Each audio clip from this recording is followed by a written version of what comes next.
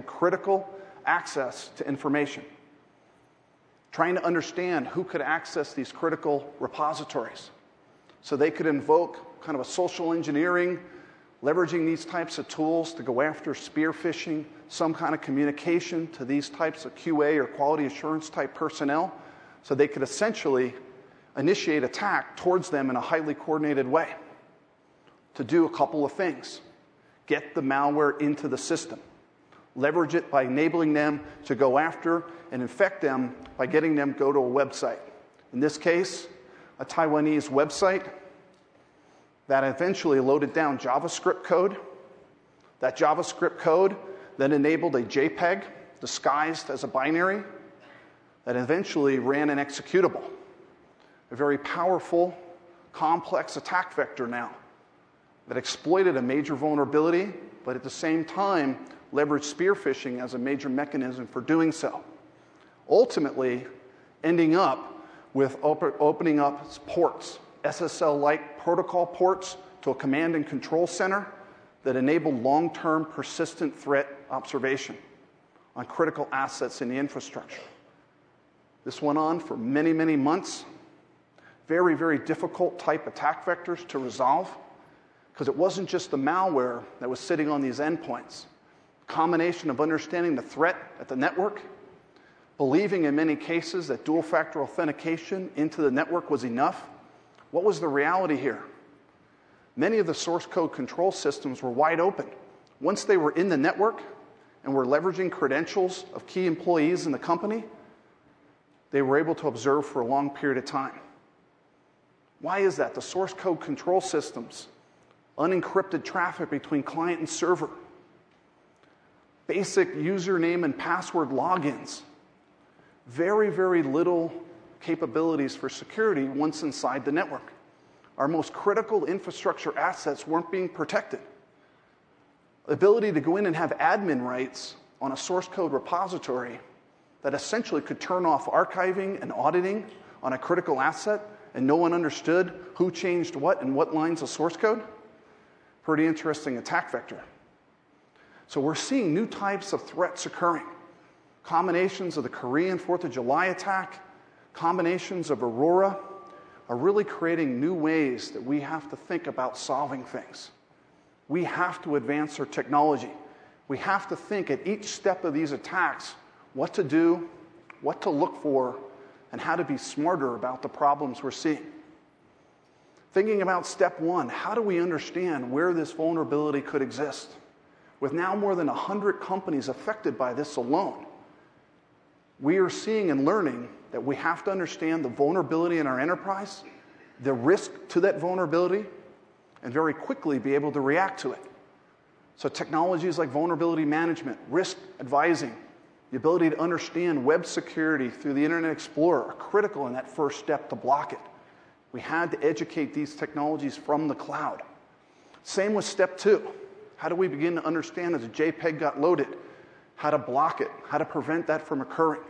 Again, on-premise technology, talking to a cloud intelligence repository was critical here to stop these attacks on the first day. Each step of the Aurora attack had different things that we could learn on how to do it. Probably the most important thing that we learned, in addition to the source code control systems being very unsecure, was data loss prevention products were absolutely critical in these cases.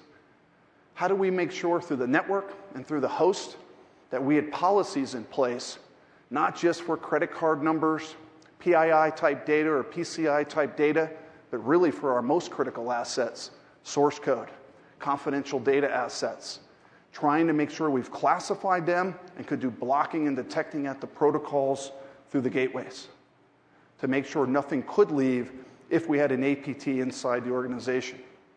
Interesting things to learn on each of these examples that are critical to the strategies moving forward, I think, for all of us. So let's take a look a little bit for a minute. Here's the basic problem we see as a company. Protection gap.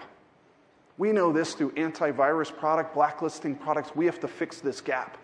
What happens today? You all know this. It takes a long time when malware is discovered in the wild, all the way through till protection's available from a vendor, till it gets downloaded, deployed, remediated, and it's just too wide of a gap. Certain applications are fine for this, but we need a management that can really close this gap really to zero. The technology is existing today. The ability now to have an all-the-time, real-time malware management system is there. We can close this gap down to really milliseconds at this point.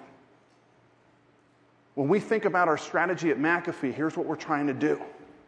It's all about global threat intelligence.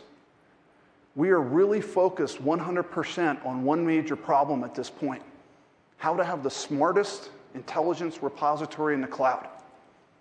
We initially launched our big solution called Artemis. Artemis now has tens of millions of computing devices communicating to it, and we learned a lot in the first phase of cloud intelligence reporting. And now we're taking it to the next level. The whole idea is creating intelligence in depth, moving from defense in depth, multi-products, multi-layers of defense, to really intelligence across all those layers, the most critical piece. What are the three components of this? The first one, it has to be real time. We have to create a private-public partnership as well as private-to-private partnerships that allow us to do real-time communications between premise-based solutions and the cloud, measured in milliseconds. I receive a file on email, I get a file on a USB stick. How quick can I look that up in the cloud, see if I've seen it before, see if it's bad, and respond and quarantine that file, even if there's not a signature for it? If somewhere in the cloud we saw that content before, we can stop it or at least warn the user that it's there. Real-time access is absolutely critical to the next wave. The second major thing, reputation services. We have to evolve to the point where we have reputation-based. No longer is yes and no good enough. Should we allow the file in? Should we block the file? We need to learn the behaviors of the content, the applications, the user, and really understand the environment that we're in.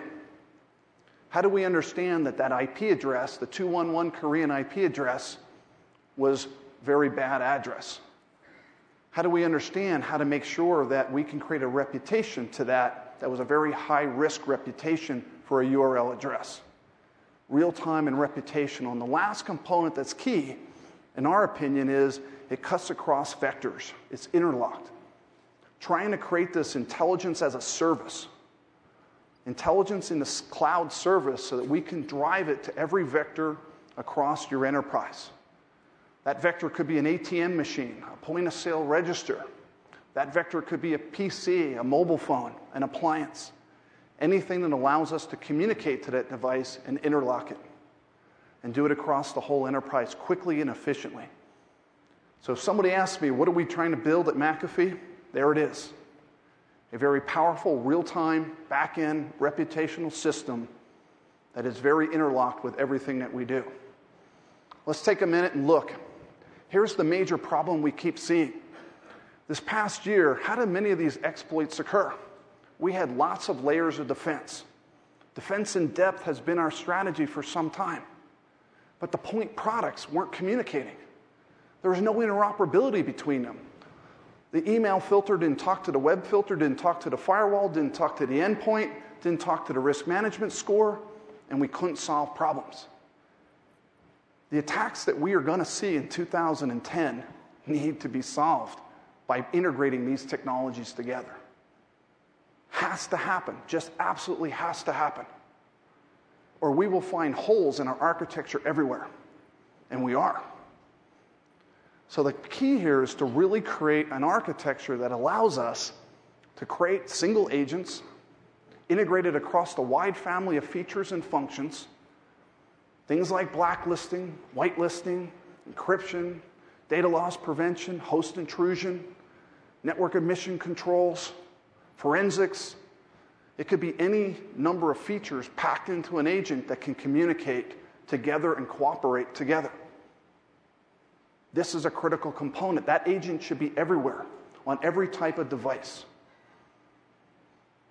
These agents exist today, and we can leverage them. The second major thing we've got to be thinking about is how to manage it all. We think about this as single agent, single console. but not just the agents on the end.